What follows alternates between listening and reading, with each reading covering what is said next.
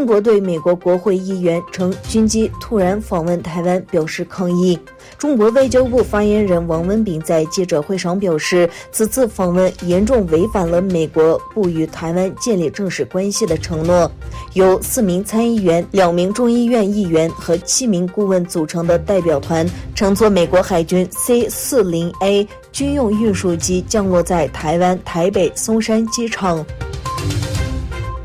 西藏精神领袖达赖喇嘛周三批评中国领导人不懂文化多样性，而且占据人口多数的汉族管控的太多。他表示，关于西藏和新疆，我们都有自己独特的文化，而观念较为狭隘的中共领导人则不懂文化多样性的重要性。达赖喇嘛说，中国不仅有汉族，还有其他不同的族群，但实际情况却是汉人管控的太多。在联合国气候变化大会上，格拉斯哥零排放汽车共识宣布，包括土耳其、英国和印度在内的33个国家、40个城市、11家汽车制造企业和27个车队所有组织签署了谅解备忘录。根据该协议，预计到2035年，汽车市场将用零排放汽车取代汽油和柴油动力汽车。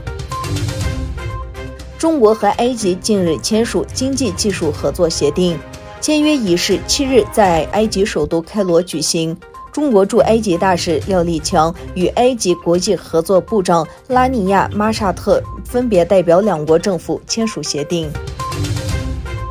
美中关系全国委员会周二在纽约举行2021年度晚宴，两国元首分别致贺信。习近平的贺信由中国驻美国大使秦刚宣读。习近平表示，中方愿同美方加强各领域交流合作，共同应对重大国际和地区问题、全球性挑战，同时妥善管控分歧，推动中美关系重回健康稳定发展的正确轨道。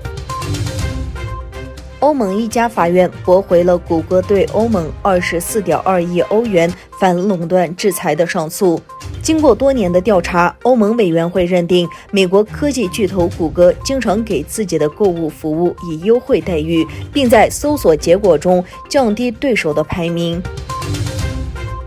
乌兹别克斯坦总统米尔齐约耶夫上任后首次出访土耳其。根据乌兹别克斯坦总统府发表的声明，米尔齐约耶夫将出席11月11日至12日在伊斯坦布尔举行的突厥语国家合作委员会国家元首会议。